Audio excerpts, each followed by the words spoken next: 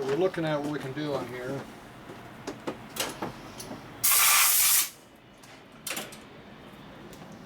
I didn't think I could do a valve job with this motor, but the valve angle, these things are pretty straight up and down, so I actually have access in here. I could probably do this on my machine over there. Maybe. I didn't think I was going to be able to do a valve job. I like that. Okay, so the exhaust valve is about that diameter, right? Looks like it. 1 3/4. That's pretty small for a big ass motor like this. Okay. Obviously I can get in here very easily with my head machine. Not an issue. Just as long as I got long enough length. Okay, this is the intake valve, which is about 2/460. It probably will be that size once I cut it out now, because I got access.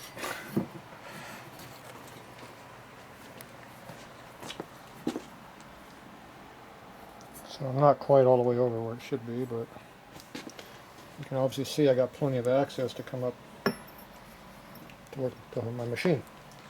I can do that. Perfect. It's got room to get in there. I just have to make an extended mandrel somehow. So yeah, I can actually work on these things and get some length in here. Thought that was going to be a problem, but it's looking good now. Exhaust is the angles, but we still got room here, see? I wasn't even on the right spot either. That's on valve. See, I got a full finger per machine over here. Perfect. Over here.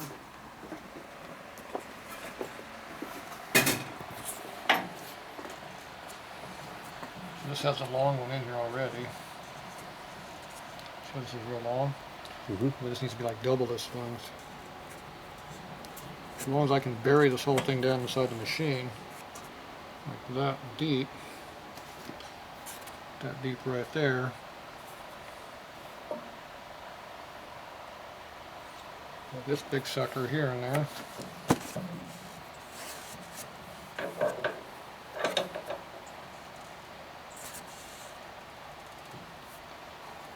So that's the length.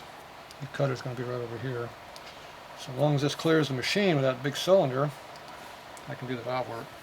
Right. I'm just going to have to make some jigging to hold the cylinder, but I think I can get enough length to do that. Let's see, see how it gets big right through here? Yeah. Let's see, this is what's going to limit how far I can get in. Okay. Now, if I make this piece here longer, or have a custom one, find something that can make another one longer, then that pulls me out even further. So the limitation is going to be this hitting. If you got a big enough diameter valve, it doesn't matter. But, so on the exhaust, this might hit. I don't know. We'll have to see. Otherwise, I need to see about buying another one of these. It's longer than this one. See, that's a Harley one. And the original one is this one. Oh yeah. So I need one that's double this. So otherwise I'd have to make something which would be pretty hard to do to make this accurate. But I could make something probably close enough to work if I had to. So if there's a need, I'll probably figure out a way of doing it. Sounds like you got a need. I might have a need. A need for some speed. Alright, so there we go. So we can probably do the work on the head machine. That's my biggest thing is I could not do valve work. The next problem is I can't do bore work either because my boring bore only goes to about 4 1/4 max. Okay. And how big's the cylinder? 5 1/4. 5 1/4. An inch off. But I do have a hone, portable hone. I can hone it. So I can hone it oversized. I just can't bore it. That's all right. But I might have to make something. So it looks like I can do the valve work. That means I can go in there and play. What I like is, see how big that valve seat is? The diameter of it? There's a lot of room for a bigger valve in there than what's sitting there. Now, I can't tell how big that valve is. Way down in there. Here's my valve indication tool. Looks like it can be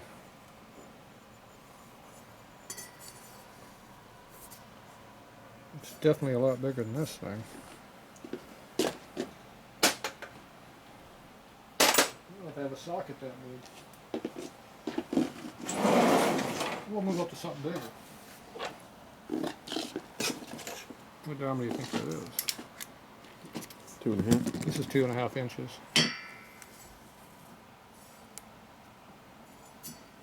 We can go 2.5 inch valve. Still sit on that seat. Yeah, 2.5 inch valve, that's good. That's a big block Chevy race valve, 2.5 inch. 2 7/16 is real common size. They also got 2 600, 700 also. Alright, so this is 2.5 inches on the nut.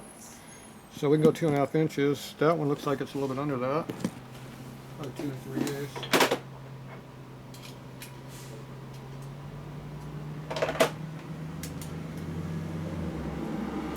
Here's 300.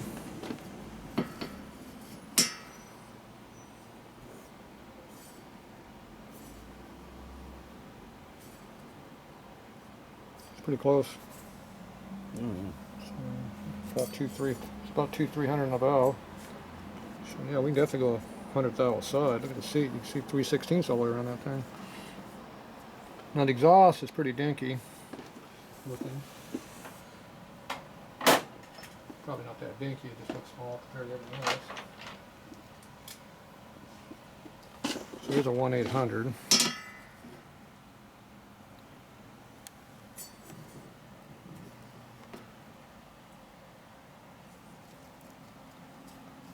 It's pretty close to an 800.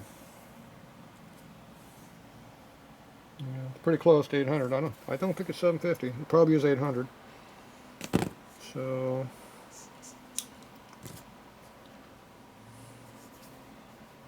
you can go 100th thou bigger. I don't know if I'd go a ton more than that, but you definitely get the 1-900, maybe the 1-950. Do 2.5, 2.6 on the other side. Getting up there. The problem with big valves, you need big ports, right? That's not a big port. It is not.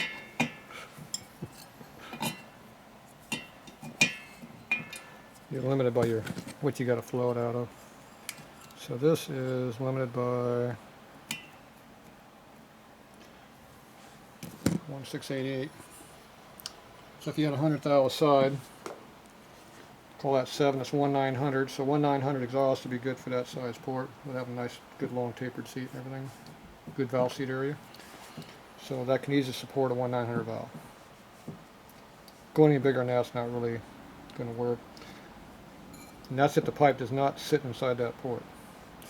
That's flush mounting it. Okay. Not inside of it. And as far as I can tell, it looks like it does not go inside because see, it's carbon all the way to the edge. Right. So I think it comes just flush mounted system. Okay, that's on the exhaust. Now the intake. It's got the correct size. So the intake is going to be 2 inch. Okay. So the intake port's going to be pretty dinky relative to how big of a head of the valve we can put on it. So probably getting more than about 2.3 inches is probably not going to be much of a gain because of the size of that. But that wouldn't keep me from putting a 2.5 in there, putting a nice long funnel in it. Get some good velocity going around. Usually I don't do that because I'm port limited. But I don't want to do a bunch of weld on this header initially, so. And obviously I hit daylight right here, there's no metal under there. Oh, yeah. And your finger runs right into it right here, see? Yep. It's not very thick through there. So you limit what you can do in there anyway on the porting. Being an airplane, these are going to be very precisionally made, which means there's nothing to cut. Can't go in there and open things up a lot, but the port shape's good, so realistically it's not a big issue. So, but I think we can probably do 2 and 7/16. That's a common big block size. 2 and 3/8, 2 and 7/16. Any of those we can put on top of that motor, no problem. That seat, you're not worried about it at all. So that's enough to support some good horsepower. That's enough to make some RPM out of this motor. Port flow is where your horsepower is at. Size of the motor is torque. So a big motor makes lots of torque. If you got no airflow, it runs out quick. It becomes a truck. It's one thing to wind up to sound like a good bike. You gotta have some port flow. So, but we can get some pretty good port flow. And obviously, if you put a turbo on it and shove this down its neck, it's gonna make it run better. So. Right. Yeah, we'll do that. Alright, so it looks like we got some potential there. Let's get this thing blasted out and we'll come back and show you what it looks like where you can actually see the port.